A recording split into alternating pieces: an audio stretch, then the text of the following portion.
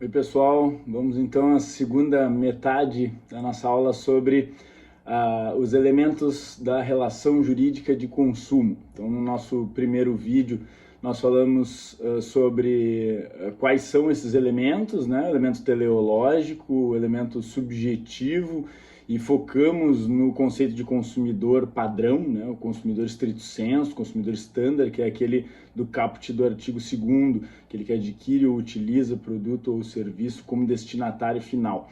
A expressão como destinatário final significa que ele deve ser o último da cadeia produtiva portanto, se exige o elemento teleológico, o finalístico, né? E vimos também que o elemento subjetivo é composto, de um lado, pelo consumidor, normalmente esse consumidor padrão do caput do artigo 2º que nós estudamos na aula anterior, mas existem algumas outras espécies, como a gente vai ver na aula de hoje, e o elemento objetivo, que a gente também vai falar na aula de hoje, o produto ou o serviço.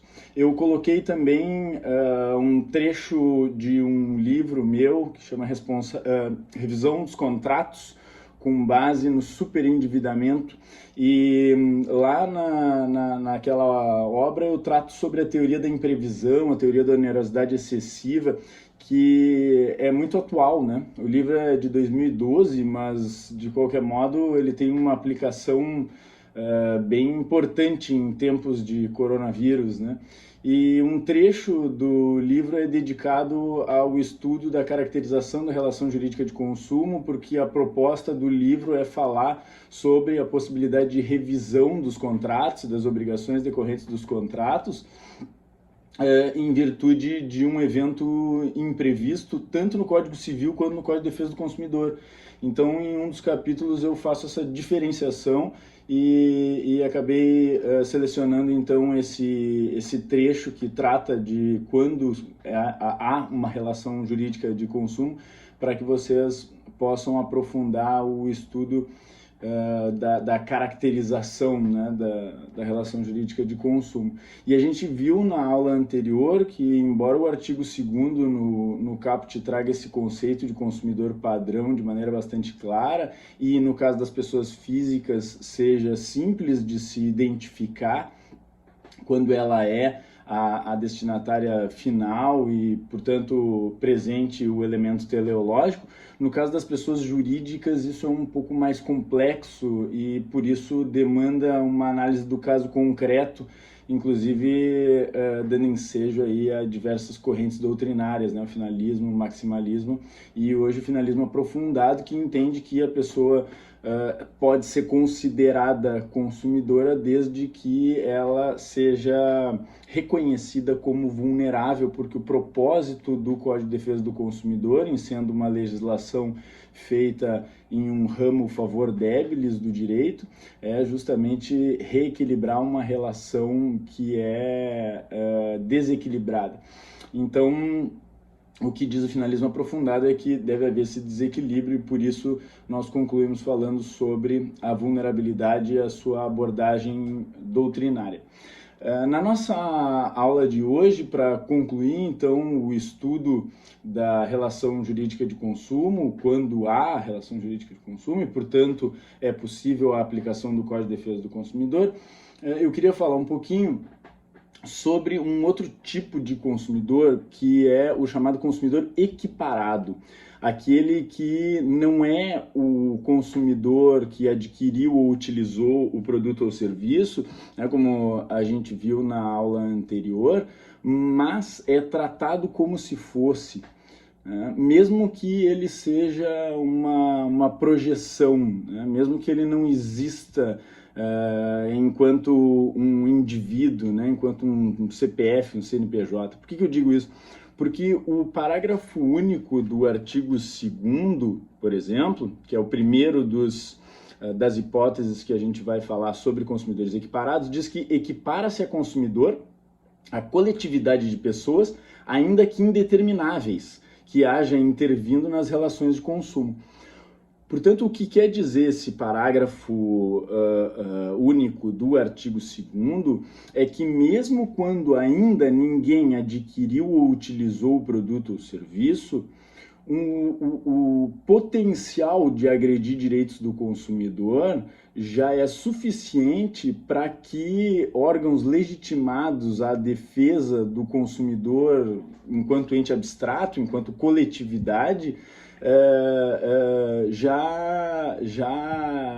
admite que esses legitimados defendam o consumidor, ainda que não haja uma pessoa que adquiriu ou utilizou o produto ou serviço.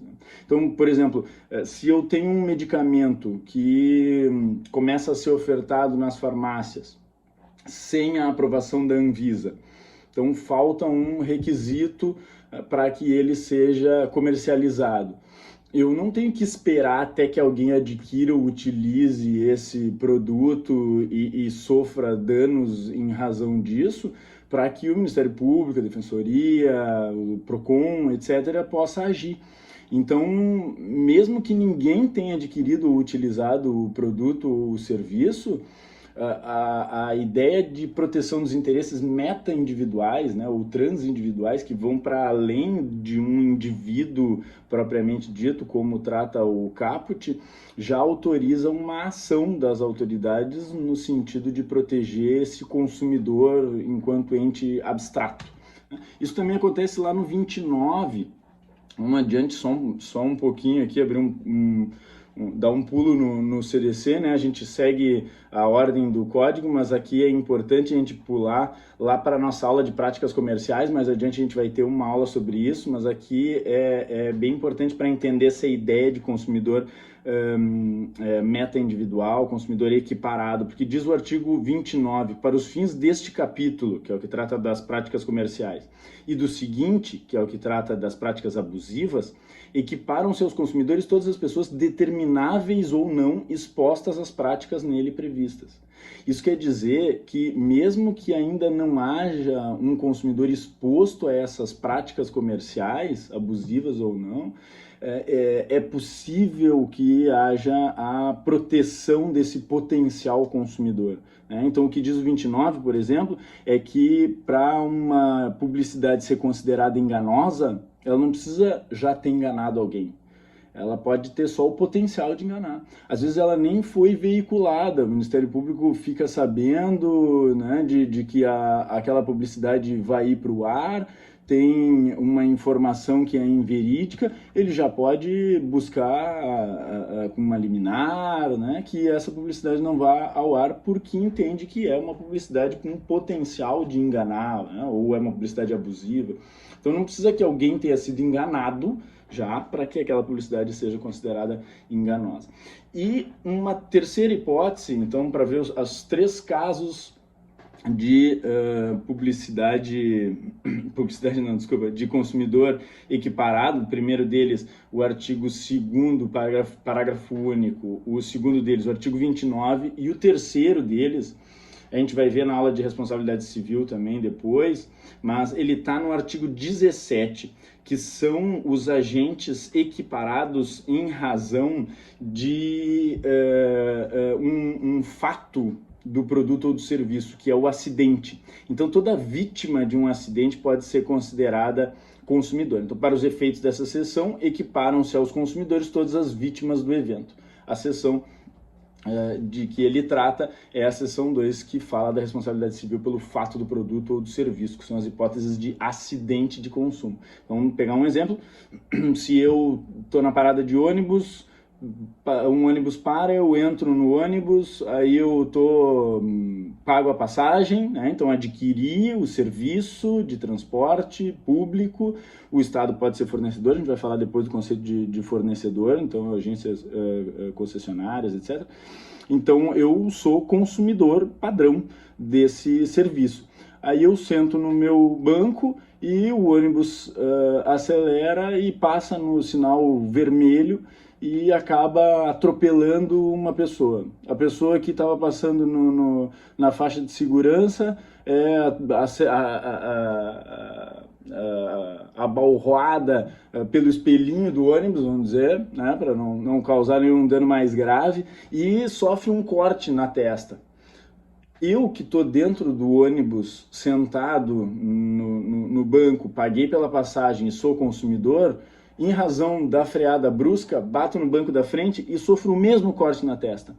Então eu tomo 5 pontos na testa por causa desse acidente, e o sujeito que estava atravessando a rua e foi atingido pelo ônibus toma 5 pontos na testa.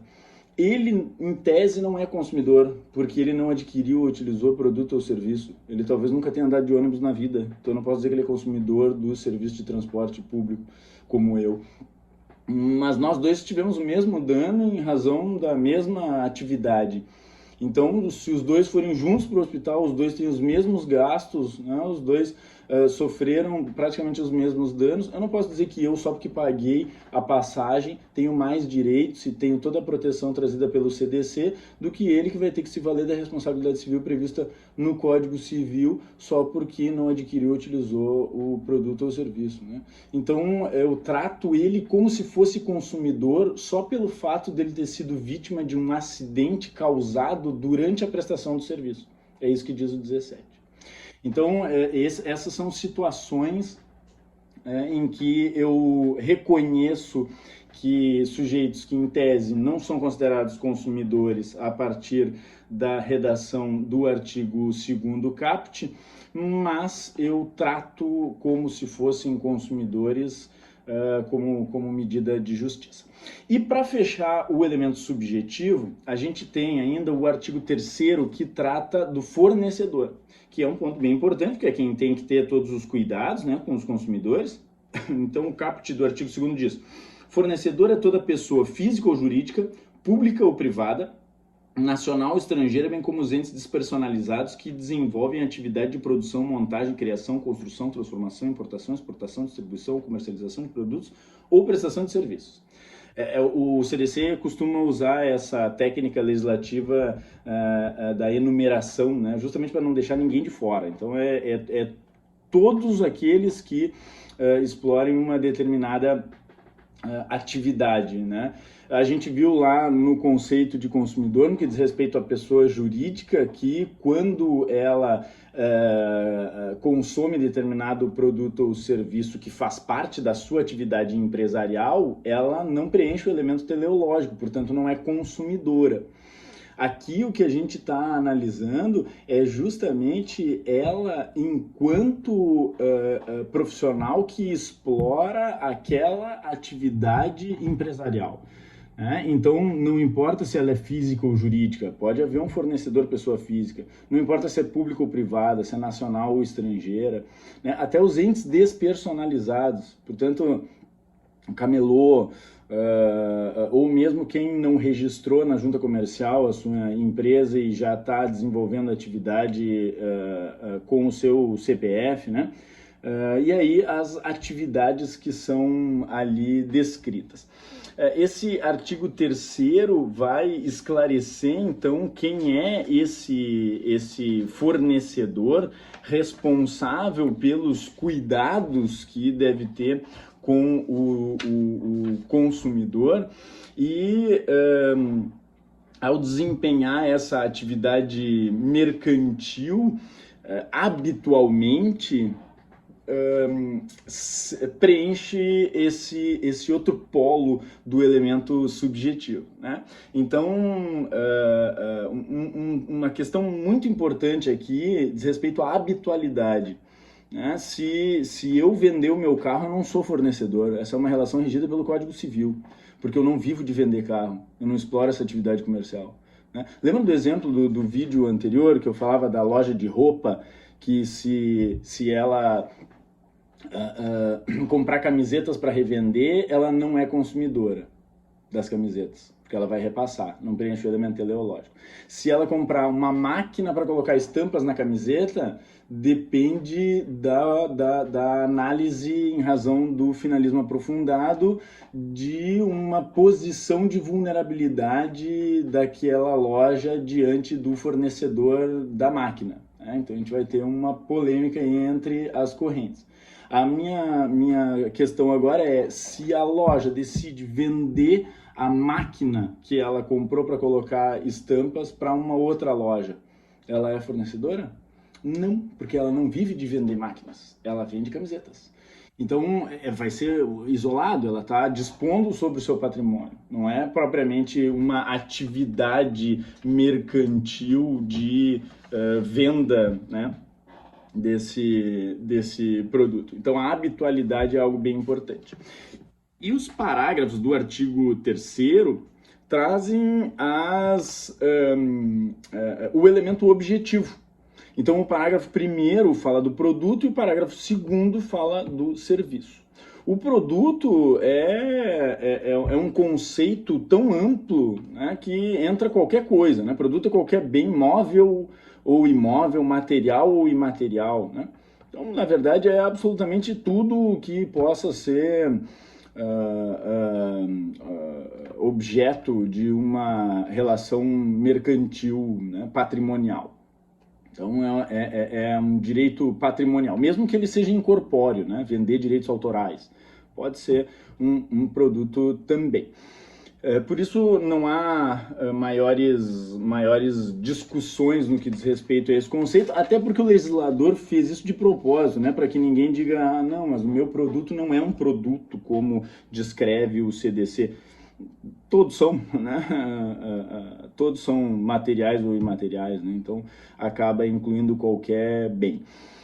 O serviço é que é um pouquinho mais complexo. Por quê? Porque ele diz assim: serviço é qualquer atividade fornecida no mercado de consumo mediante remuneração, inclusive as de natureza bancária, financeira, de crédito e securitária, salvo as decorrentes das relações de caráter trabalhista. Primeira questão. O direito do trabalho também é um direito favor debilis. Ele também tem o propósito de proteger um sujeito vulnerável, né, que está diante de contratos de adesão, que não tem o mesmo poder de barganha. Só que o prestador do serviço na relação trabalhista é o trabalhador, que é o sujeito vulnerável. Se eu usar o Código de Defesa do Consumidor ao invés da CLT nessa relação, eu estou tratando o empregador como se fosse o consumidor do serviço prestado pelo trabalhador, que é a total inversão de valores, né? Então, não é isso que se pretende. Inclusive, o direito trabalhista tem a sua área, os seus princípios, suas normas em geral, né? A legislação própria, até uma justiça própria. Então, excluída a relação reconhecida como de trabalho, eu posso verificar se aquela prestação de serviço se enquadra nessa descrição do parágrafo 2º. Outra questão importante é que o parágrafo 2º foi bem claro ao dizer que, inclusive, as de natureza bancária, financeira, de crédito ou securitária. Então, o código foi bastante claro ao dizer isso, e mesmo assim houve uma ação direta de inconstitucionalidade, a chamada DIN dos bancos, né, 2591-1, que foi promovida pela Confederação Nacional do Sistema Financeiro, e foi julgada improcedente, né, porque o STJ entendeu que bancos são sim fornecedores de um serviço financeiro. Disso decorreram as súmulas 297, no que diz respeito aos bancos, assim como as entidades de previdência privada que foram na carona e tentaram também essa ação direta de inconstitucionalidade, e em razão disso surgiu a antiga 321, que hoje está suspensa e é válida a súmula 563 do STJ também, né? Assim como a 297, a 563 do STJ, e os planos de saúde também, que também tentaram não ser considerados serviços. E aí deu ensejo à antiga 469, que hoje é a súmula 608 do STJ. Então é interessante ali dar uma olhadinha nas súmulas do STJ 297, 563, 608. Essas súmulas, então, vão deixar claro que as atividades financeiras, de previdência, de crédito, securitárias, todas elas são serviço e, portanto, o seu fornecedor é caracterizado como o elemento da relação jurídica de consumo. E por fim tem um outro detalhe interessante, que é a expressão mediante remuneração. Por que o legislador fez isso? Porque se ele dissesse onerosos, seriam só as hipóteses onde há um pagamento efetivo pelo serviço.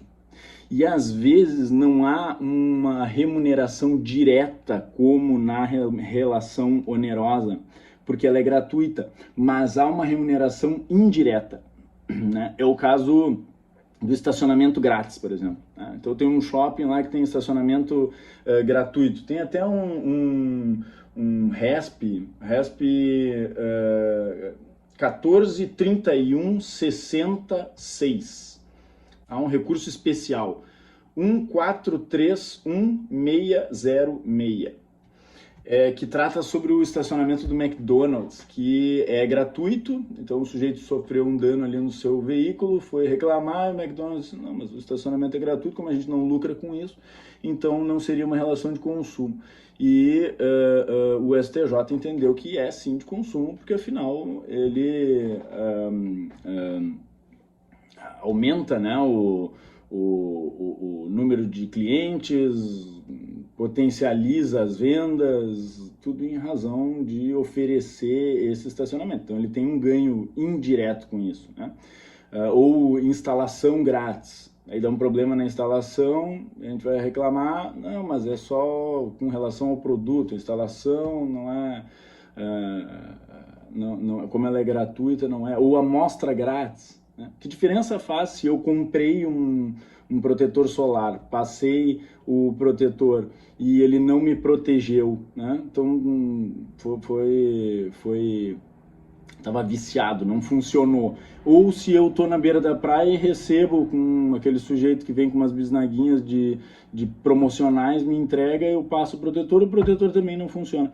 Nos dois casos, eu tenho um consumidor que utilizou um determinado produto que não atingiu o fim a que se destina, e mesmo assim o que há é uma relação jurídica de consumo, né? Independente de eu ter pago efetivamente por aquilo ou não, porque ele ganha na hora do brinde, da amostra grátis, ele ganha com a promoção do seu produto, né? Então ele divulga a marca, divulga o seu produto.